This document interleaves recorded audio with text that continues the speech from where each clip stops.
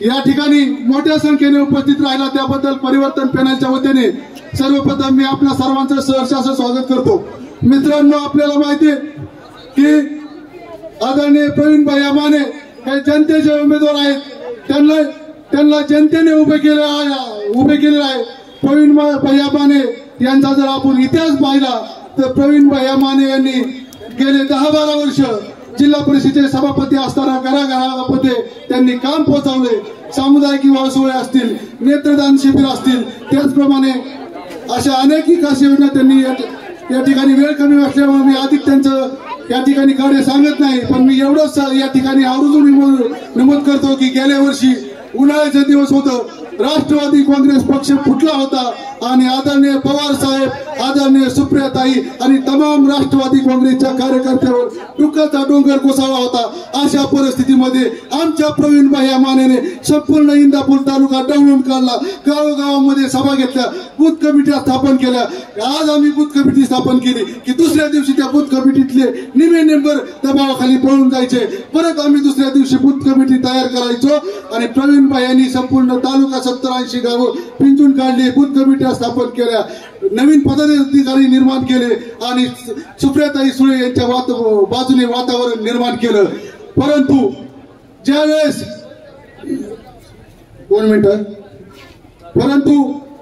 सुप्रियाताई सुळे या अडचणीत होत्या, त्यावेळेस त्या भागामध्ये येत होत्या, त्यावेळेस दरवाजा उघडायला सुद्धा लोक नव्हती, सतरंजी टाकायला लोक नव्हती। परंतु अशा वेळेस बूथ कमिटीचे आमचे गोरगरीब कार्यकर्ते यांनी बूथ सांभाळला आणि कुठल्याही दबावाला न बळी पडता सुप्रियाताई सुळे यांच्या डोळ्यातून आलेले अश्रू थांबवले। परंतु भविष्यामध्ये ज्यावेळेस त्यावेळेस ताईंनी सांगितलं होतं की बूथ कमिटीचा जो सदस्य आहे, जी बूथ कमिटी आहे, त्या सगळ्यांना विश्वासात घेऊन काम केलं जाईल। परंतु इंदापूर विधानसभेची निवडणूक जाहीर झाल्यानंतर मात्र बूथ कमिटीच्या कुठल्याही कार्यकर्त्याच्या भावना विचारात घेतल्या नाहीत। ज्यावेळेस सुप्रियाताईंच्या समोर जेवढी बूथ कमिटी होती इंदापूर तालुक्यातली, त्यातले 95% बूथ कमिटीचे सगळे सदस्य आज प्रवीण भाई माने यांच्या पाठीशी उभे राहिले। मला ताईंना विनंती करायची, ताई तुम्ही आमचे सर्वोच्च नेते आहेत, तसंच आदरणीय पवार साहेब हे आमचे काल नेते होते, आज आहे आणि उद्या भी राहणार आहेत। परंतु साहेब, तुम्हाला या सभेच्या निमित्ताने एकच विनंती करतो, लोकसभेमध्ये ज्यावेळेस तुमच्यावर संकट आलं त्यावेळेस ज्यांनी तुम्हाला मदत केली त्या मदतीची कृपया साहेब जाणीव ठेवा आणि प्रवीण भाई माने यांना तुम्हाला जरी मदत करता आली नाही तरी सुद्धा त्याच्या उपकाराची जाणीव तुम्ही ठेवावी, अशा प्रकारची नम्रतेची कळकळीची विनंती करतो। बोलण्यासारखे अनेक विषय, पण वेळ कमी म्हणून मी या ठिकाणी थांबतो। धन्यवाद।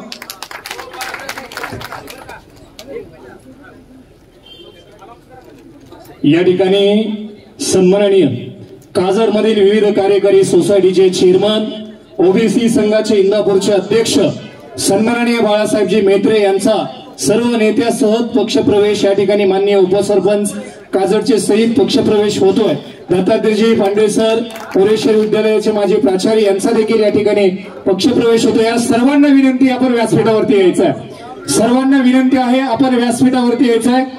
सन्माननीय या ठिकाणी अभिषेकजी माऊली बंडगर, ग्रामपंचायत सदस्य पोटवडी, त्याचबरोबर शिंदेवाडीचे मधुकरजी धायगुडे, उपसरपंच शिंदेवाडी लालासो शिंदे, किसनजी शिंदे, आलेशजी शिंदे, मधुकरजी खरात या सर्व कार्यकर्त्यांसह प्रवेश शिंदेवाडीचे सर्व या ठिकाणी सन्माननीय बाळासाहेबजी मेहत्रे आणि सर्वांना विनंती, आपण मंचावरती यायचंय, व्यासपीठावरती यायचंय।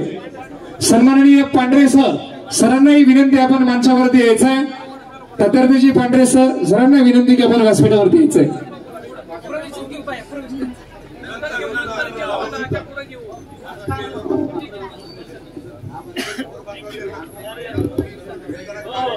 हॅलो,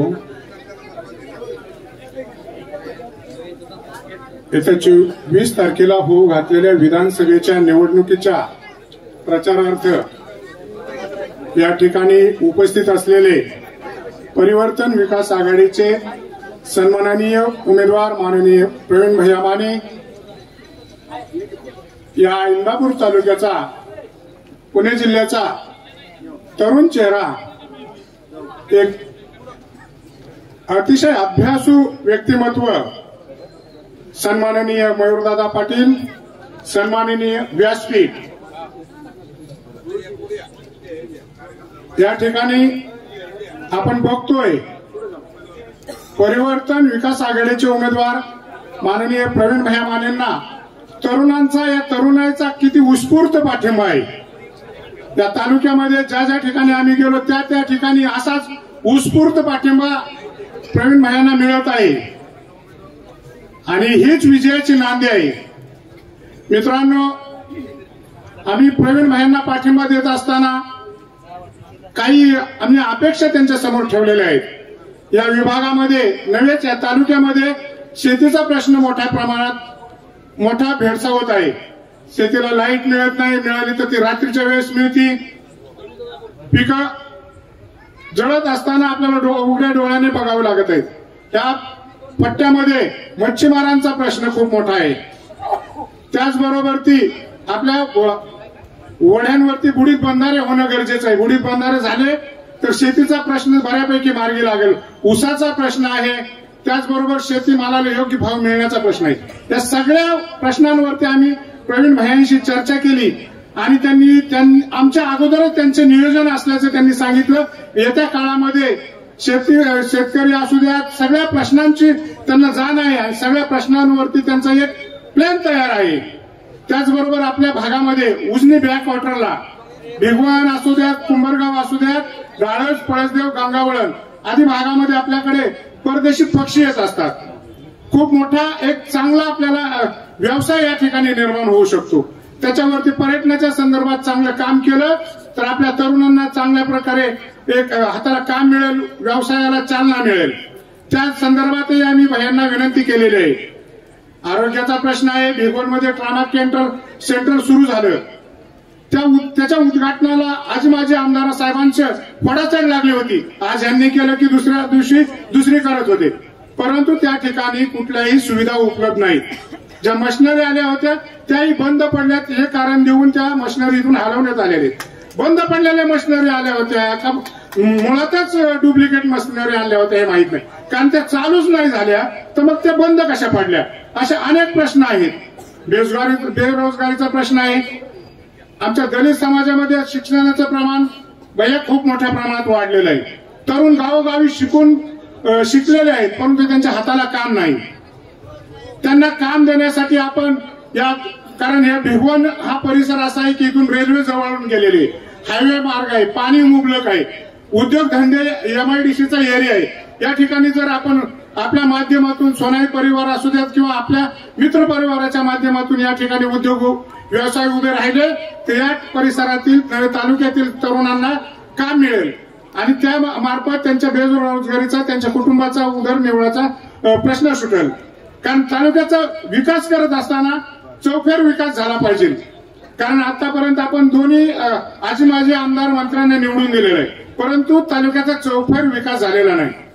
आणि आम्ही ज्यावेळेस चर्चा केली प्रवीण भैयांबरोबर त्यावेळेस त्यांनी या सगळ्या गोष्टींचा आम्ही बोलायच्या अगोदर उहापोह केला, त्यांचं प्लॅन सांगितलं आणि मग आम्ही ठरवलं की खऱ्या अर्थानं आपल्याला प्रवीण भैयांच्या बरोबर जाणं गरजेचं आहे। या तालुक्याला नवीन जर दिशा द्यायची असेल तर तरुणांनी आपण सगळ्यांनी ह्या मार्गाने जाणं गरजेचं आहे। पाटील साहेब, मी ह्या मतदारसंघातील एकमेव कार्यकर्ता असा आहे, मी Republican Party of India Athawale साहेबांचा जिल्ह्याचा प्रभारी आहे। मी धाडसाने निर्णय घेतला कारण उद्या पक्ष कारवाई करू शकतो, मी जबाबदार पदाधिकारी। आणि हे पाटील साहेब सांगतो की पुढच्या बॅनरवर, महायुतीच्या बॅनरवरती माझा फोटो होता, मी प्रवीण भैयांना दाखवलं, दादासाहेब इथं आहेत, माझा फोटो होता, मी त्यांना नम्रपणे सांगितलं की तो माझा फोटो काढून टाका। असा एकमेव मी कार्यकर्ता आहे की समोरच्या बॅनरवरचा फोटो काढून मी प्रवीण भैयांच्या बरोबर त्या ठिकाणी जोडला गेलेलो आहे। तुम्हाला सांगतो या परिसरातील जास्त वेळ घेणार नाही, आता बोलण्यासारखे मुद्दे आहेत आणि यानंतर मला वाटते भैया साहेब आता बोलतील, त्याच्यानंतर किंवा तुम्ही काय होत आहे ठीक आहे। मी या ठिकाणी थांबतो, आपल्याला एवढंच आवाहन करतो की येत्या 20 तारखेला किटलीच्या चिन्हासमोर बटन दाबून आदरणीय प्रवीण भैयांना प्रचंड मताधिक्याने विजय करा। या ठिकाणी थांबतो. जय भीम जय भारत. या ठिकाणी आप्पासाहेबांना विनंती आहे की आपण 2 मिनिटांमध्ये बोलायचं आहे आणि यानंतर लगेच दादासाहेबजी थोरात बोलतील. हॅलो, कुटुंबाचं स्वागत करतो. आज मोठ्या प्रमाणात तरुणाई एकवटलेली आहे, कारण की प्रवीण भाईला आमदार करण्यासाठी सर्वजण तरुण सरसावलेले आहे. कारण की खूप राजकीय खूप मोठी पोकळी तालुक्यात निर्माण झालेली आहे. गावोगावी जे काही काम असतील ते आपल्याला येणाऱ्या काळात प्रवीण भाई माने यांच्या वतीने मार्गी लावायचे. तरुणांना नोकरी असतील, आज बिल्ड कंपनी सारखा विषय असेल, इथं 1200 एकर जमीन उद्योगातून रिकामी असलेली, तर पहिल्यांदा एक लोकप्रतिनिधी असा आपल्याला भेटला की त्यांनी सांगितले की या ठिकाणी उद्योग आले पाहिजे, तरुणांच्या हाताला काम आलं पाहिजे आणि येणाऱ्या काळात आम्ही सर्वजण बाहेरच्या पाठीमागे ठामपणे उभा आहोत आणि एवढंच बोलतो, थांबतो. धन्यवाद. यानंतर दादासाहेबजी थोरात यांना विनंती की आपण 2 मिनिटांमध्ये आपलं मनोगत व्यक्त करायचं आहे. वेळेचं भान राखून मी 2 मिनिटं म्हणजे 2 मिनिटात माझं वक्तव्य संपवणार आहे. या ठिकाणी आपले लोकप्रिय उमेदवार आदरणीय प्रवीणभाई माने, आमचे मार्गदर्शक आदरणीय मयूरदादा पाटील आणि सर्वच व्यासपीठ नाव घेऊन वेळ घालवत नाही. भैया, मला सांगायला आपल्याला आनंद होतोय की आपण लोकसभेला देखील याच ग्राउंडवरती सभा घेतली होती. त्यावेळी मी ज्या 1000 खुर्च्या सांगितल्या होत्या त्यात तुम्ही मला आवर्जून सांगितले दादासाहेब 500 खुर्च्या मागे ठेवा, लोक आल्यानंतर टाका. मात्र आता खुर्च्या टाकून देखील आणखीच्या खुर्च्या मागाव्या लागतात. यामुळे भैयांवरचं भिगवणकरांचं प्रेम आणि भिगवण परिसरातल्या लोकांचं प्रेम हे निश्चितच लक्षात येतंय. भैया, मला आपल्याला सांगावं असं वाटतं की भिगवण हे मुख्य बाजारपेठेचं गाव आहे. आपल्या इंदापूर तालुक्यासह सोलापूरमधील अनेक गावं या ठिकाणी येत असतात. मात्र या ठिकाणच्या व्यापाऱ्यांना अनेक सोयी सुविधा नाहीत. याचबरोबर मासेमारी देखील या भिगवणमध्ये मोठ्या प्रमाणात चालते, तर त्या व्यापाऱ्यांना देखील आपल्याला सोयी सुविधा द्याव्या लागणार आहेत. याचबरोबर मदनवाडी हे शेती प्रधान गाव आहे. त्या ठिकाणी आपल्याला तलावाच्या आणि खडक असल्याच्या पाण्यासाठी भाई आपल्याला काम करावं लागणार आहे. पोंदवडीमध्ये एक तलाव आहे, पोंदवडीचा तलाव भरण्यासाठी देखील आपल्याला काम करावं लागणार आहे. याबरोबर डिकसळ या ठिकाणी उजनीचं बॅकवॉटर आहे. या ठिकाणी देखील आपल्याला शेतकऱ्यांना आणि तिथल्या दूध उत्पादकांना न्याय देण्यासाठी आपल्याला काम करावं लागणार आहे. यामुळं आपल्याला या ठिकाणच्या शेतकऱ्यांना, व्यापाऱ्यांना आणि सर्वसामान्य नागरिकांना कशा पद्धतीनं आपल्या सोनाई उद्योग समूहाच्या माध्यमातून किंवा सामाजिक याच्यातून कसं न्याय देता येईल यासाठी आपल्याला प्रयत्न करायचा आहे. मी जास्तीचा वेळ घेत नाही, अतिशय वेळ कमी आहे, एवढं बोलतो आणि यानंतर या ठिकाणी व्यक्त करतील. धनंजय भाऊ थोरात यांना विनंती. आवर्जून या ठिकाणी आमच्या सन्मान्य काळेताईंचा उल्लेख करेन की कागदचे जे सर्व सन्मान्य या ठिकाणी प्रवेशाला आले त्यांचं मोलाचं योगदान आहे. मी काळेताईंना विनंती करेन, आपलं आभार आहे आणि आपलं स्वागत आहे, आपण व्यासपीठावरती यावं. आज युवा हृदय सम्राट माननीय प्रवीणभाई माने, तसेच आमचे मार्गदर्शक बाबासाहेब चौरे साहेब, तसेच आमचे दुसरे मार्गदर्शक विक्रम भाऊ शेलार, आप्पासाहेब गायकवाड आणि आमचे सहकारी मनोहर बापू आगारे आणि आदरणीय व्यासपीठ, आमचे पुढे बसलेले हरे काका. भैयासाहेब, तुम्ही काळजी करू नका. तुमच्या माग संपूर्ण तालुका, संपूर्ण युवक, सर्व गोरगरीब दिनदलित लोक तुमच्या पाठीमागे आहे. तुमचा विजय निश्चित आहे. प्रवीण भैया म्हणजे सोन्यासारखा माणूस आहे आणि भैया तुम्ही बाबील बोचाच्या गावचा आहे हे लक्षात घ्या. आणि भैयांनी इतकं मोठं काम केलंय, 10,000 तरुणांना त्यांनी नोकरी दिलेली आहे आणि भैयांचा संकल्प आहे की येणाऱ्या काळात 10,000 तरुणांना नोकरी द्यायचा संकल्प भैयांनी राखलेला आहे. सुशिक्षित बेरोजगारांचा प्रश्न सोडवायचा भैयांनी संकल्प मांडलेला आहे. आणि भैया म्हणजे कसं आहे माहितीये का, त्याच्या पिक्चर मधला मुन्ना भैया म्हणजे जे काही अशक्य आहे ते शक्य करणार म्हणजे आपला भैयासाहेब आहे. जसं मोहिनी अडकली होती तर सगळ्याला प्रश्न पडला होता मोहिनीला कोण सोडणार, तसं इंदापूर तालुक्यातल्या मोहिनीला कोण सोडणार तर आपलं भैयासाहेब सोडणार. लक्षात घ्या, भैयासाहेबांनी प्रचंड काम केलं आणि तरुणांचा बघा किती मोठा प्रतिसाद प्रचंड मिळत आहे. त्या दोघांच्या सभेला सुद्धा प्रतिसाद मिळत आहे का बघा तुम्ही.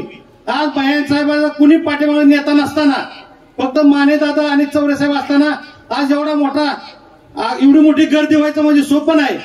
बाया म्हणजे प्रत्येक तरुणांच्या हृदयात बाया आहे. जसं हनुमानाने जसं राम फाडला होता तसं प्रत्येक तरुणाच्या हृदय फाडलं तर बाया दिसणार आहे. बायासाहेब तुम्ही काळजी करू नका, तुम्ही म्हणजे आमचं बाचा आहे हे लक्षात घ्या. आणि मी धनुदादा असा वादा करतो, बायासाहेब तुम्ही आमदार झाल्याशिवाय आमचा जीव सोडणार नाही एवढं लक्षात घ्या. तुम्हाला हे इंदापूर तालुक्याचा आमदार आम्ही करणारच एवढी ग्वाही देतो आणि थांबतो. जय हिंद, जय महाराष्ट्र.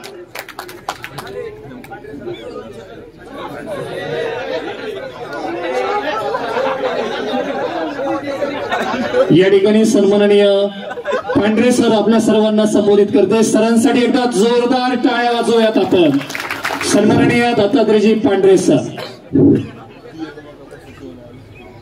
येत्या 20 तारखेला होऊ घातलेल्या विधानसभेच्या प्रचारानिमित्त व्यासपीठावरती उपस्थित असलेले आपले परिवर्तन विकास पॅनलचे उमेदवार आदरणीय प्रवीण भैया माने आणि सर्व व्यासपीठ. खरं तर मला बोलायला 2च मिनिटं दिलेत, तरी सुद्धा मी 1च मिनिट बोलणार आहे आणि 1-2च वाक्य सांगणार आहे, कारण वेळ खूप कमी. आचारसंहिता आहे आणि 10 वाजता प्रचार बंद होणार आहे.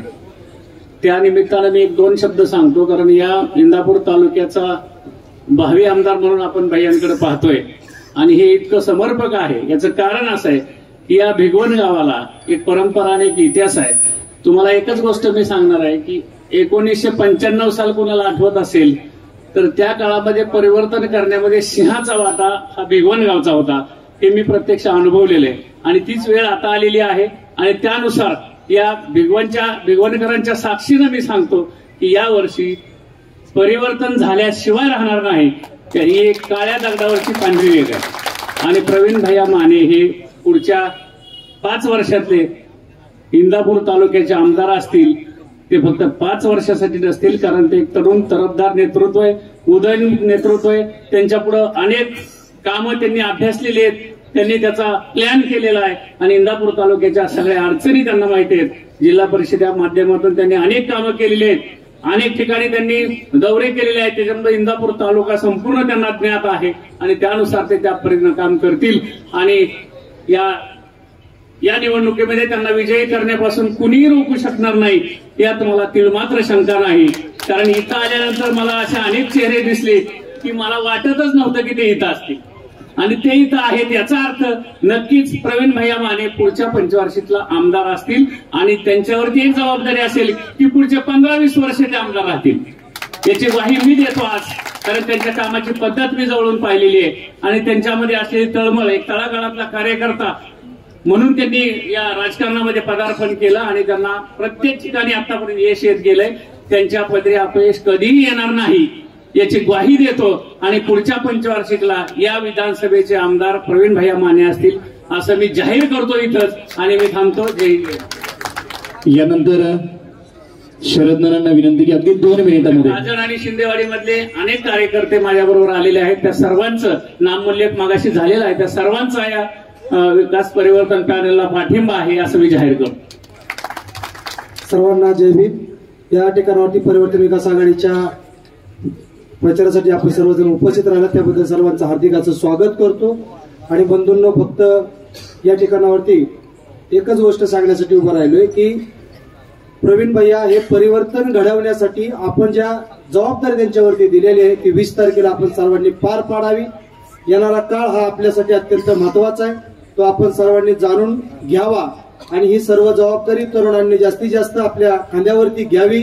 इंदापूर तालुक्याच्या सर्वांगीण विकासासाठी, बहुजन आणि मागासवर्गीय बंधूंच्या समाजासाठी आपल्याला सर्वांना आठवत असेल की पवार साहेबांनी ज्या गोष्ट आपल्यासाठी दिलेली आहे की तरुणांना आपण संधी दिली पाहिजे. तर पवार साहेबांचा जो वाक्य आहे ते आपण तंतोतंत इंदापूर तालुक्यामध्ये उतरावं आणि पवार साहेबांचं मनातलं जे स्वप्न आहे ते इंदापूर तालुक्यामध्ये आपण पूर्ण करण्याची वेळ आपल्यावरती आलेली आहे, ती आपण सर्वांनी करावी. एवढंच या ठिकाणी. यानंतर या ठिकाणी इंदापूर तालुक्याचे युवा नेतृत्व सन्माननीय मयूरदादा पाटील, दादांसाठी एकदा जोरदार टाळ्या.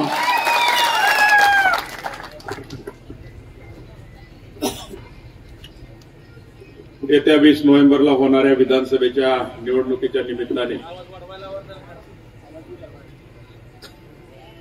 इंदापूर विधानसभा मतदारसंघाचे परिवर्तन विकास आघाडीचे उमेदवार सन्माननीय प्रवीण भैया माने यांच्या प्रचाराच्या निमित्ताने आज आपल्या भिगवण गावामध्ये उपस्थित असलेले आपले उमेदवार प्रवीण भैया माने, स्टेजवर उपस्थित सर्वच मान्यवर, उपस्थित भिगवण, तक्रारवाडी आणि पंचक्रोशीतील सर्व मतदार बंधू भगिनी आणि पत्रकार मित्रांनो, अर्धा तास राहिला शेवटचा आणि मी आणि भैया बोलणार आहे. झालंय असं की अपक्ष उमेदवार म्हणून जसा भैयांनी फॉर्म भरला, जसा प्रचाराने वेग घेतला, तशा मागच्या 4-5 दिवसामध्ये जाईल तिथं एवढीच सभा होती मोठी. संसरला गेलो एवढीच सभा, अंतुर्ण्याला गेलो एवढीच सभा, सराटीला तर आता भैयासाहेब कोकाटे आलेत, कहरच झाला, प्रचंड मोठी सभा झाली.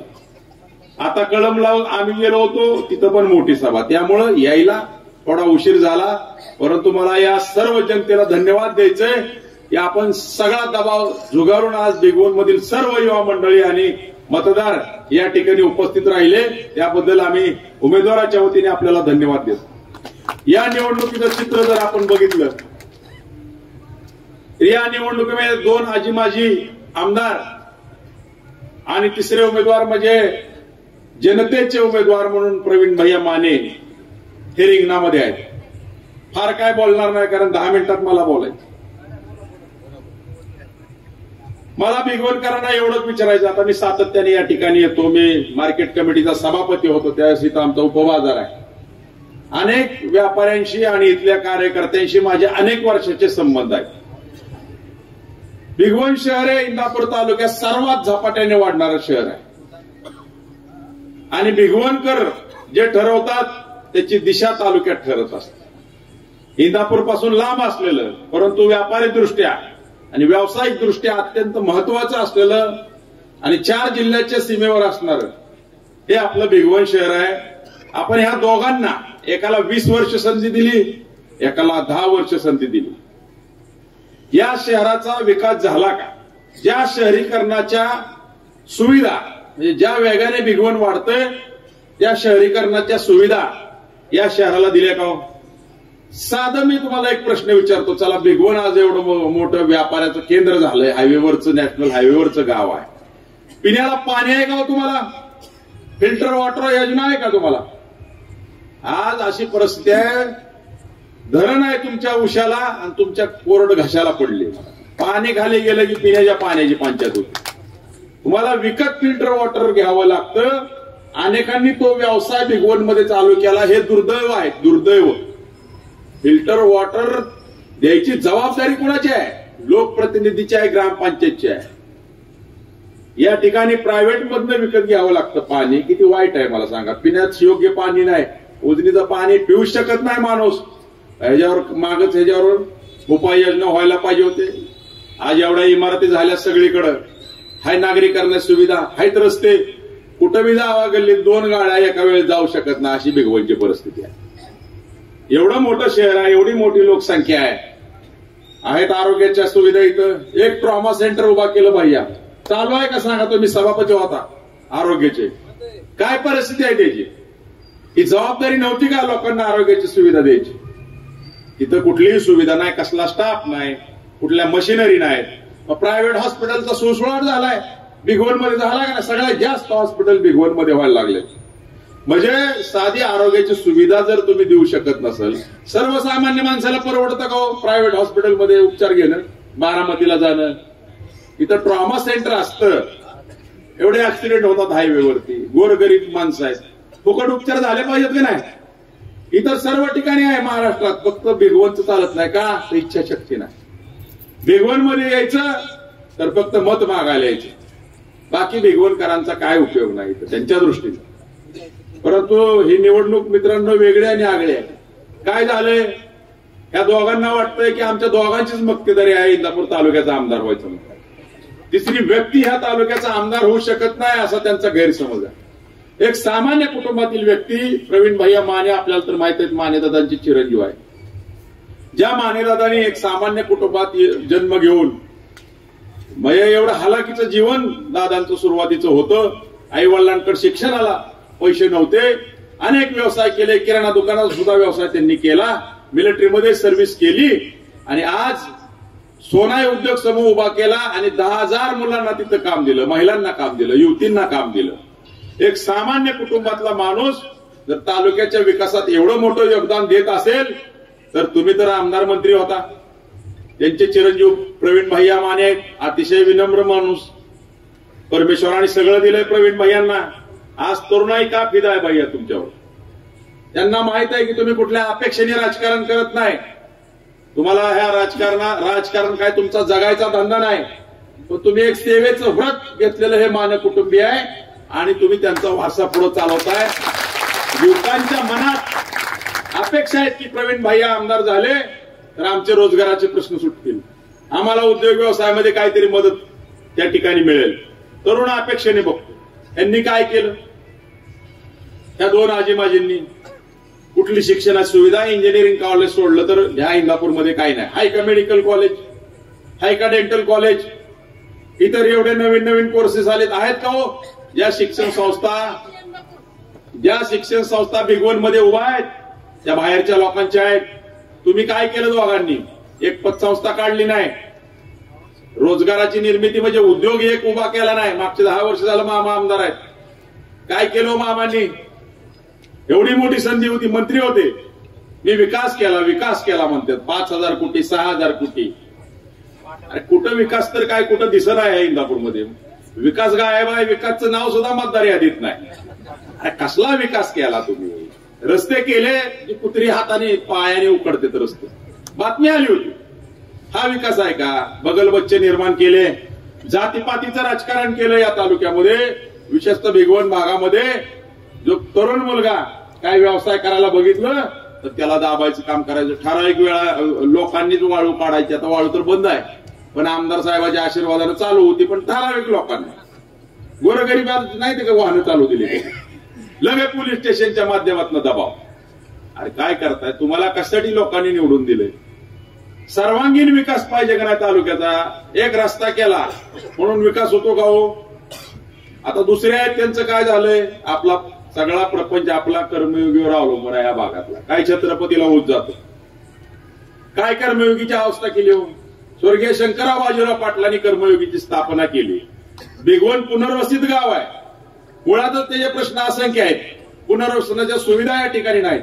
त्यातनं कसं बसं माणसांनी आपलं प्रगतीचं दालन उघडलंय, शेतीबाडी नीटनेटकी केली. या उजनीमध्ये बऱ्याच जणांच्या जमिनी गेल्या, उर्वरित जमिनी अशा तरी वहिवाटून या भागातील शेतकरी आज ऊसाचं पीक घेतोय. पाण्याचा प्रश्न गंभीर आहे. खडकवासल्याचं पाणी येत नाही, तलाव भरला जातो का आपल्या इथला? प्रश्न सगळे गंभीर आहेत. त्यातनं पण कसं तरी ऊसाचं उत्पन्न चांगल्या पद्धतीने काढलं तर कर्मयोगी कारखाना किंवा छत्रपती कारखाना आपला ऊस वेळेवर येत नाही. 2-2 महिने तोडी येत नाही. तोडी आल्या तर दर मिळत नाही. दर मिळाला थोडाफार तर तो कधी पैसे खिशात येतील हे सांगू शकत नाही. दिवाळी कोरडी गेली का ना छत्रपतीची सांगा. आणि बळबळ इलेक्शन आहे म्हणून आता कर्मयोगीने 200 रुपये दर बसत नसताना दिला. ते काय म्हणतात की सभासदच बरोबर नाही, रिकव्हरीचा ऊसच काढत नाही. म्हणजे अपयश संचालक मंडळाचं नाही, अपयश आहे ऊस घालणाऱ्या शेतकऱ्यांचं. अरे असं जर तुम्ही दोष देत बसला तर तालुक्याचा विकास ही नवीन पिढी यांनी काय बोध घ्यायचा तुमच्यापासून? कुणीतरी मला आता सांगितलं, एक किरकोळ पुढारी गावातला तक्रारवाडीतला म्हणला, कोण मयूर पाटील आम्ही ओळखत नाही. अरे असंच काय आपले पाटील की मंत्री, महसूल मंत्री चंद्रकांत पाटील काय म्हणले होते पुण्यात? असंच कमी लेगलं. काय म्हणलं होते? होईल दंगेकर. अरे कोण आहे तू? बच्चा आहे अजून, तुला काय किंमत आहे गावात? दुकानदारी करतो, कर दुकानदारी. 50 पुढाऱ्याचा संबंध ठेवून राहतो. लय मोठं बोलू नको. लोकशाही डॉक्टर बाबासाहेब आंबेडकरांनी आपल्याला अधिकार दिलाय म्हणून काही बोलू नका. आम्ही स्टेजवर उभा राहतो, आमचं एक वाक्य चुकलंय का कधी? कमरेखालचे वार आम्ही करत नाही. आणि सगळ्यात महत्वाचं, आम्ही दुसऱ्याला कमी लेखत नाही. आम्हाला माहिती आहे आम्ही कुठल्या शक्तीविरुद्ध लढतो. इथं 2 गमरगंड झालेले आमदार आहेत, माझी आजी. आणि त्यांची काय स्पर्धा आहे? एक जण म्हणतोय ह्यांनी जास्त भ्रष्टाचार केला, दुसरा म्हणतो नाही नाही मला कमी वेळ मिळाला, तुम्ही जास्त केला, मला वेळ मिळाला असता तर मग मी केला असता. बरोबर आहे का? नाही हे म्हणतो नाही नाही मला 20 वर्ष मिळेल पण तू 2.5 वर्षातच कव्हर केलं सगळं. अरे काय रेकॉर्ड करायचंय काय भ्रष्टाचाराचं? लोकांच्या प्रश्नाविषयी बोला आणि अशा गबरगंड ऐकता माल मिळालेल्या, ऐकता माल छापलेले हे दोघं, ह्यांच्या विरोधात प्रवीण भैया माने उभा आहेत. माने कुटुंबाचा पैसा आहे, कष्टाचा पैसा आहे, कष्टाचा. आज सोनाई उद्योग समोर नसता तर इंदापूर तालुक्यातील दूध धंदा वाढला नसता. इंदापूर तालुक्याचं अर्थकारण बदललं नसतं. कॅटल फीडचा प्रोजेक्ट टाकला, हजारो महिला काम करतात, हजारो मुलं काम करतात. इडिबल ऑइलचा प्रोजेक्ट टाकला एमआयडीसी मध्ये भैयानी, 2,500 मुलं त्या ठिकाणी काम करतात. टेम्पो ड्रायव्हर, ट्रक ड्रायव्हर, हॉटेलवाला, म्हणजे जे नुसते प्रत्यक्ष काम करतायत ते सोडा, हा प्रत्यक्ष हजारो कुटुंब त्या माने परिवाराने योगदान दिलं या तालुक्याला. म्हणून या ठिकाणी चांगल्या पद्धतीने आपलं जीवनमान सुधारवत आहेत. वेळ कमी आहे, आपल्याला उमेदवाराचं भाषण ऐकायचंय आणि मला एवढंच सांगायचंय की या तालुक्यामध्ये जर तुम्ही एक तरुण चेहरा प्रवीण मानेंसारखा काम करणारा, ज्याला अनुभव आहे, सभापती म्हणून 5 वर्ष काम केलं, आरोग्य आणि बांधकाम केलं, उत्कृष्ट काम केलं, 300 कोटीचा निधी खेचून आणला यांनी. त्यांच्या घराण्याला सामाजिक वारसा आहे, लोकसेवा करतात, कितीतरी मुला मुलींची गोरगरिबांची लग्न त्यांनी फ्रीमध्ये केली, आरोग्याच्या सुविधा दिल्या, आरोग्य शिबिरं भरवली. एक सेवा करणारं कुटुंब या ठिकाणी आहे. त्या कुटुंबातील एक तरुण मुलगा काही स्वप्न घेऊन या तालुक्याच्या विकासाची या मैदानात उतरल्यात, तर त्यांना तुम्ही आपण साथ द्या. ही संधी आहे मित्रांनो. आता जर तुम्ही बदल नाही केला, पुढची 25 वर्ष या दोघांना झेलावं लागेल. काय होतंय, सकाराम गेला की तुकाराम येतो, तुकाराम गेला की सकाराम येतो. नवीन मानव, नवीन चेहरा कधी यायचा? त्यांची स्लोगन आहे, चेहरा जुना आणि जोश नवा. अहो जुन्या चेहऱ्याला कसा जोश येईल सांगा बरं? येईल का? तुम्ही दोघं पण माग फोटोला, ही फोटो बघा, आता आमचा बॅनर आहे, इथं कुणाचा फोटो आहे का हो? आता उमेदवार सांगतील की काय म्हणतात, एकाने पवार साहेबाचा फोटो लावलाय, एकाने लावलाय अजितदादाचा. ते म्हणतात ह्यांच्याकडे बघून मतदान करा, आमच्याकडे बघून नका. आता हे म्हणजे महाराष्ट्रात असा प्रकार कुठं नाही. आणि आज दुर्दैव आहे, अरे तुम्ही दोघं मंत्री आहे, आज बावड्यात सभा चालू आहे, धैर्यशील मोहिते पाटील आणि सुप्रियाताईंची सभा, काल अमोल कोल्हेंची झाली, जयंत पाटलांची सभा आहे, मी कशासाठी सांगतो अजितदादांची सभा आहे, अनेक अजून पुढारी येतात. आणि ते येऊन इथं काय सांगतात? ते येऊन इथं सांगतात की हा माणूस चांगला आहे बरं का, ह्याला मतदान करा. बाहेरचा माणूस येऊन सांगतो तुम्ही काय केलं. तुम्हाला जर बाहेरच्या शिफारशीवर जर मतदान मिळवायचं असेल तर तुम्ही निवडणुकीतनं माघार घ्या. तुम्ही लोकांचे प्रपंच उद्ध्वस्त केले, त्यामुळे तुम्हाला शिफारशी लागतात. आज आमच्या स्टेजवर आहे का कुठला पुढारी? आहे का सांगा? त्यांच्या स्टेजवर बसायला जागा नाही. आणि हे पुढारी कमी पडले म्हणून बाहेरचे पुढारी आणून ते सांगतात की हा माणूस लय चांगला आहे बरं का, आणि हे लय काम करू शकतो. लोकांनी म्हणलं पाहिजे, आमच्या समोर जनता आहे, समोर आमच्या बरोबर जनता आहे, आमच्याकडे पुढाऱ्यांची गरज नाही. आम्ही समाजसेवक, राजकारण करणारी मंडळी, इथं कुठलाही मोठा पुढारी नाही. आम्हाला जनतेने पाठिंबा दिलाय, जनतेच्या जीवावर आम्ही या ठिकाणी तिसरा उमेदवार दिलाय आणि तो सक्षमपणे दिलाय. प्रवीण भैया उभे आहेत म्हणून आज तुम्हाला मत तर मागायला येते, नाहीतर मत पण मागायला आली नसती. म्हणजे ह्यांची मानसिकता अशी आहे की मतदाराला त्यांनी इंदापुरातल्या ग्राह्य धरलंय. आणि आज अख्खं पवार कुटुंब येतं इथं. ठीक आहे, पवार कुटुंब आदरणीय आहे, त्यांच्याबद्दल बोलायचं काय आम्ही कारण नाही. अरे पण त्यांनी येऊन दाखला द्यावा लागतो की आमच्याकडे बघा, ह्यांच्याकडे बघू नका. अरे बघू नका तीच म्हणते, ते आम्ही नाही म्हणत. आणि आम्ही विकास करू. मग तुम्ही काय करणार? नुसतं आमदार होणार? दोघांचं सत्तेचं राजकारण आहे आणि ह्या राजकारणाला ह्या तालुक्यातील जनता कंटाळलेली आहे. आणि म्हणून ह्या जनतेने निर्णय घेतलाय की प्रवीण भैया माने यांना विधानसभेत पाठवायचं. ही तरुणाई या ठिकाणी बसली भैया, ते तुमच्या ओळखी आहेत का रे? आजी माझ्या आमदाराबरोबर आहेत का? माझ्या मुलांना प्रश्नोला ओळखतात का? बरणे मामा ओळखतात का? भाऊ ओळखतात का? जा बरं डायरेक्ट भेटून दाखवू त्यांना. गाव पुढारी ओळखून बघतो ही पोरं गेलीच कशी. पुढारी सुधरू दे ना दोघांना. म्हणजे काय झालं, ती भस्मासुरासारखा प्रकार झालाय. त्यांच्या माग ही आजूबाजूची बगल बच्चे भस्मासूर होऊन लागलेत. ती लोकांना जवळ येऊन देत नाहीत, त्यांची कामं होऊन देत नाहीत आणि जनता ह्या प्रकाराला वैतागली. त्यामुळं त्यांची जी पुढारी दिसतात ना सगळी स्टेजवरची, ही सूज आहे, सूज. ही सूज नक्की 23 तारखेला ओसरणार आहे. कारण 20 तारखेला असं मतदान होणार आहे. या दोघांचा पराजय झाल्यावर ह्यातली 70% गर्दी कमी होणार बाई. फक्त तुमच्याकडे येऊन देऊ नका, नाहीतर काय होईल. आता एक नवीन प्रकार चालू झालाय. उमेदवार पण बोलणारच आहेत, वादच नाही, त्यांचंच महत्वाचं आहे. परंतु एक प्रकार या तालुक्यामध्ये आम्हाला या निवडणुकीमध्ये बघायला मिळाला. या आमदारांनी दमदाटी चालू केली. त्याला फूस आहे दुसऱ्या माजी आमदाराची. आमचे बॅनर फाडले जातात अपक्ष उमेदवारांचे. आमच्या कार्यकर्त्यांना दमदाटी केली जाते. शेटपळ गड्यामध्ये आता एक प्रकार झाला. ही गाडीच थांबवली आणि आवाज बंद करायला लावला. काल संसरला सभा होती. त्या संसरच्या सभेमध्ये एवढी प्रचंड संख्या होती. 40 मोटरसायकलांचे प्लग कापले, प्लग काहींची हवा सोडून दिली. अरे कशासाठी गाड्या पडल्या आणि पोलिस तिथं हात बांधून उभा होती. आम्ही सिरियस तक्रार ह्याविषयी करणार आहे. आम्ही वॉर्निंग दिली, पण पोलीस प्रशासनाला आमची विनंती आहे, विशेषतः जंक्शन भागातील जंक्शन पोलीस स्टेशन हे भरणी मामा यांचं कार्यकर्ते म्हणून काम करतंय. सगळं पूर्णपणे दडपशाहीचं राजकारण आहे. आमच्या कार्यकर्त्यांना कुठं तडीपारीच्या नोटिसा, कुठं उचली, कुठं फोन करून दमदाटी करताय. आजच का सुचलं हो तुम्हाला? ह्याचा अर्थ तुम्ही घाबरलाय. एक घाबरलाय आणि एक गडबडलाय. या दोघांच्या पायाखालची वाळू सरकली. प्रवीण भैया माने यांनी प्रचाराची आघाडी घेतली.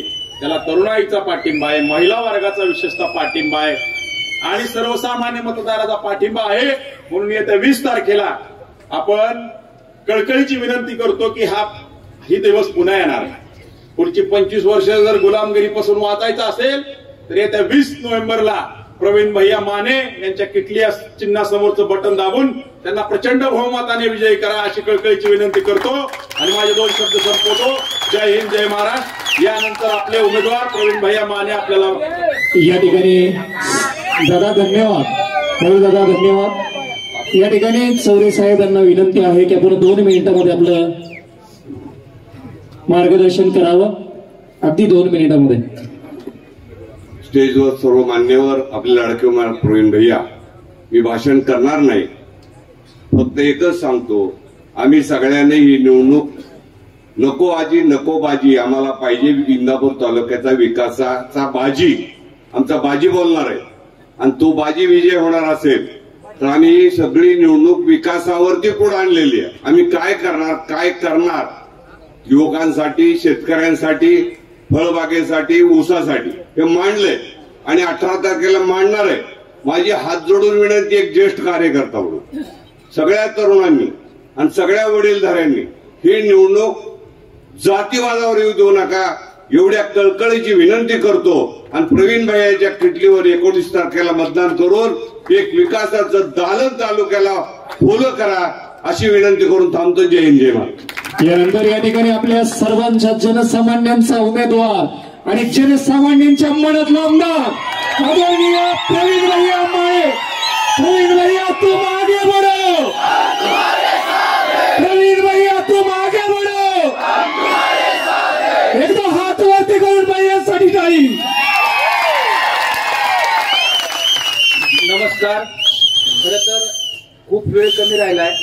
सप्रेम नमस्कार आपल्याला सगळ्यांना विनंती करण्यासाठी, तुमचा आशीर्वाद घेण्यासाठी आज आम्ही भिगवण शहरामध्ये सर्व सन्मान्य व्यासपीठ आलेलं आहे. वेळ खूप कमी आहे. माझ्या अगोदर आता मयूर दादा बोलले, चौरे साहेब बोलले, आमचे विक्रमभाऊ बोलले आणि सगळ्यात महत्वाचं माझे तरुण सहकारी, माझा जीवलग भावासारखा आप्पासाहेब गायकवाड, त्यांनी मार्गदर्शन केलं. माझे दुसरे मोठे बंधू दादासाहेब थोरात बोलले, माझे दुसरे मोठे बंधू धनंजय भाऊ थोरात बोलले, मनोहर बापू सगळे सन्मान्य दादासाहेब, आमचे धनुभाऊ थोरात मोठ्या भावासारखे ते बोलले, मनोहर बापू सगळे सहकारी, आदिनाथ शिंदे काजडवरनं आलेले, विजूभाऊ गायकवाड. बांधवांनो, खरं तर आज खरा आनंदाचा दिवस आहे. आज काजडमधील विविध कार्यकारी गटाचे विद्यमान चेअरमन, ओबीसी संघाचे इंदापूरचे अध्यक्ष, आमचे सहकारी मित्र बाळासाहेबजी मेहत्रे यांचा पक्ष प्रवेश झालेला आहे आणि माजी उपसरपंच आहेत काजडचे. मी त्यांना मनापासून या ठिकाणी धन्यवाद देतो की आपण या ठिकाणी परिवर्तन विकास आघाडीमध्ये या ठिकाणी प्रवेश केला. त्याचबरोबर पांढरे सर यांनी या ठिकाणी प्रवेश केलेला आहे. मधुकर दायगोडे, लालासाहेब शिंदे, किसन शिंदे, मधुकर खरात, त्याचबरोबर कोण राहिलं, बरीच नावं आहेत या काजळगावची. आजनाथ सगळे सहकारी, मला माफ करा, पुढच्या इंदापूरच्या सभेमध्ये आपण नावं त्या ठिकाणी किंवा 10ला प्रचार बंद होतो. माझ्याकडे थोडे अवघे 5-10 मिनिटं या ठिकाणी राहिलेले आहेत. बांधवांनो, बिगवन शहर हे इंदापूर नंतर सगळ्यात मोठं शहर आहे. पुणे आणि सोलापूर जर पुणे सोडलं तर सगळ्यात मध्यवर्ती ठिकाण बिगवन आहे. बिगवन हे खूप नामांकित शहर आहे आणि बिगवनला 3 एसी आहेत. एक नगर जिल्हा लागतो, पुणे जिल्हा लागतो, सोलापूर जिल्हा लागतो. म्हणजे हे किती महत्वाचं शहर आहे. तिथं भैयासाहेब कोकाटे आमचे आहेत सराटीचे, ज्यांनी तरुण तडकदार नेते निराडा खोऱ्यातील टाहण्या वागाय खऱ्या अर्थानं. बांधवांनो, सांगतो तुम्हाला की या बिगवन शहरामध्ये आता मयूरदादा देखील बोलले, पाहिजे तशी विकासाची कामं या ठिकाणी झालेली नाहीत. या गावामध्ये पूर्ण वाढायला बिगवन शहर कुठं आहे चान्स? इकडं डिकसळकड नाहीये, इकडं दौंडकड नाहीये, इकडं बारामतीकड किंवा इकडं सिनारमासकड. हे वाढत असताना इथले रस्ते, गटारी, बाकीच्या सुखसोयी या सगळ्या कमतरता या ठिकाणी जाणवत आहे. येणाऱ्या काळामध्ये बिगवन हे या ठिकाणी किंवा आपला इंदापूर शहरच्या धर्तीवर, बारामतीच्या धर्तीवर या ठिकाणी आपण बिगवन या ठिकाणी नंबर 1 करू अशा प्रकारचं अभिवचन बांधवांना आपल्याला देतो. आणि आपल्या इंदापूर तालुक्यामध्ये मी तुम्हाला सांगितलं पाण्याची समस्या आहे. 30 वर्षात एक सुद्धा गुढीत बंधारा या उजनीच्या खोऱ्यामध्ये झाला नाही. इथल्या बांधवांना -60% मागच्या वेळेस पारण गेलं. किती लोकांना चाऱ्या काढाव्या लागल्या, मोटरा टाकायला लागल्या, पायपा वाढाव्या लागल्या. ज्यांच्या जमिनी गेल्या बांधवांनो, त्यांना चारी काढायची वेळ बांधवांनो आली. कशामुळे आली? 2दा सरपंच या ठिकाणी घरदारा मोडून चौरे साहेब त्यांनी या ठिकाणी घरं बसवली. त्या शेतकऱ्यांवरती बांधवांनो आज काय वेळ आली. त्यामुळे तुम्ही जर आशीर्वाद दिला तर या उजनी धरणाचं पाण्याचं नियोजन आपण या ठिकाणी परिवर्तन विकास आघाडी म्हणून करू. 12 महिने शेतकऱ्यांना पाणी बांधवांनो या बॅकवॉटरला देण्याचं वचन मी तुम्हाला देतो.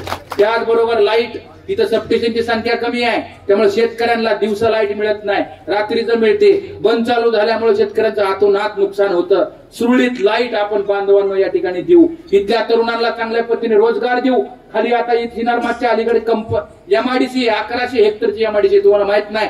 सिनारमास कंपनी सुद्धा एमआयडीसी मध्ये आहे. त्या बाजूला 1100 एकर जमीन एमआयडीसीला राखीव ठेवलेली आहे. त्या जमिनीमध्ये किती कंपनी आल्या हो. तिथं कंपनी आणू, टेक्सटाईल पार्क, कापड बनवणारे उद्योग आणू शकतो. फूड म्हणजे खाद्यपदार्थ बनवणारे रोहित त्या ठिकाणी उद्योग आपण या ठिकाणी रोहित पानसरे इथं आहेत, बाकी सगळी दीपकराव आपण आणू शकतो.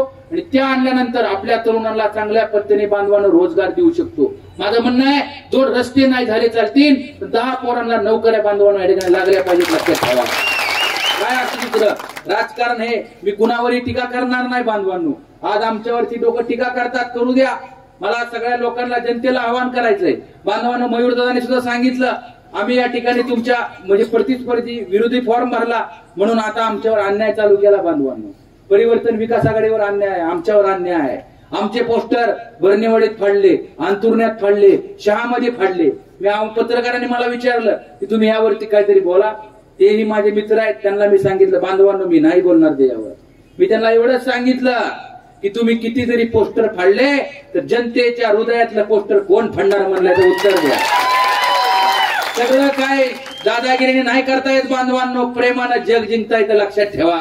आणि ही जनता येणाऱ्या 20 तारखेला धडा शिकवल्याशिवाय राहणार नाही. काल संसदमध्ये अशीच मोठी सभा झाली. युवक कार्यकर्त्यांनी मोटरसायकलवर रॅली घेऊन आले, त्यांचे 30 प्लग कट केले, कुणाच्या काचा फोडल्या, कुणाच्या टायर मध्ये हवा सोडली. पुढे पप्पू बऱ्याच लोकांना या ठिकाणी काय काय त्रास दिला. काय केलं? आमच्या सभेला आला म्हणून तुम्ही प्लग तोडता, एवढ्या खालच्या पातळीचं राजकारण करता. अतिशय दुर्दैव. या गोष्टीचा सुद्धा मी जाहीरपणे बांधवांना या ठिकाणी निषेध करतो. कित्येक लोकांना प्रशासकीय अधिकाऱ्यांना पुढे घालून या ठिकाणी त्रास दिला जातो. लक्षात ठेवा, परमेश्वर कुठलीही ताकद बांधवांनो चांगल्या कामासाठी देतो. कुठलीही ताकद चांगल्या कामासाठी या ठिकाणी बांधवांना परमेश्वर देत असतो. तुम्हाला सांगतो, ऐश्वर्य असो, पैसा असो, अथवा या ठिकाणी धन संपत्ती असो किंवा सत्ता असो, ही जर आपण चांगल्या कामासाठी वापरली नाही तर परमेश्वर बांधवांनो ती काढून सुद्धा या ठिकाणी परमेश्वर घेतो. लक्षात ठेवा. त्यामुळे परमेश्वराने दिलेली ताकद ही चांगल्या कामासाठी या ठिकाणी वापरली पाहिजे. आज बिगवन मध्ये मला वाटतं मी अनेक सभा केल्या, पण एवढी मोठी सभा मी बिगवन मध्ये नाही पाहिली बांधवांनो. बघा, पुढच्या दोन्ही उमेदवाराकडे 2 पक्ष आहेत, 2 चिन्ह आहेत, 2 नेते आहेत, बरोबर आहे, 2 माजी मंत्री आहेत, अख्खं प्रशासन त्यांच्या बाजूला आहे, पण गर्दी मात्र इकडे. लक्षात ठेवा. कशाचं प्रतीक आहे? कशाचं प्रतीक आहे बांधवांनो? हे जे प्रतीक आहे ते परिवर्तनाचं प्रतीक आहे बांधवांनो. मला 100% खात्री आहे येणाऱ्या 20 तारखेला इंदापूर तालुका परिवर्तन केल्याशिवाय राहणार नाही बांधवांनो. आज मसोबाची वाडी सगळीच गावातील सगळी तरुण सहकारी या ठिकाणी आलेली आहेत. बिगवण मध्ये स्मशानभूमीची काय अवस्था आपण पाहतो, काय परिस्थिती स्मशानभूमीची बिगवणला गेल्यावर. इथं सगळी बसलीत वडीलधारी. पार्किंगची काय परिस्थिती आहे, गावातील अंतर्गत रस्त्याची काय परिस्थिती आहे, अनेक प्रश्न आहेत. आज बिगवण मध्ये आल्यानंतर बांधवांनो मला आवर्जून स्वर्गीय रमेश बापू जाधव यांची आठवण येते. अनेक या ठिकाणी इथे नेतृत्व करणाऱ्यांनी चांगलं काम केलं. आणि दुसरं म्हणजे माझ्या वडिला समान होते, माझ्या वडिला समान स्वर्गीय शंकरांना गायकवाड होते. आज जर शंकरांना असते ना, काय सांगू तुम्हाला राव, बोलू शकत नाही. दवडे बापू होते शंकरांना. आज मला त्यांची आज आवर्जून इतकी आठवण आली. मला मी बिगवण मध्ये पाय ठेवल्यानंतर मला अण्णांची आठवण आली. लय माणसं प्रेम करत होती, काय सांगू तुम्हाला. ठीक आहे, देवा पुढे कुणाचं काय बांधवानं चालत नाही. आज आपण सगळीच माणसं करून या ठिकाणी सहकारी उपस्थित आहेत. आज आम्हाला सांगा, इथं आमच्या आरपीआयचे जिल्ह्याचे अध्यक्ष विक्रमभाऊ शेलार, जिल्ह्याचे अध्यक्ष आरपीआयचे, पाठिंबा दिला. कसलीही कथा मामा काय बघितलं नाही. कुठल्या विरोधी पार्टीच्या बॅनरवर फोटो काढायला होता. समाजासाठी काम करणारी माणसं आहेत. शरद नाना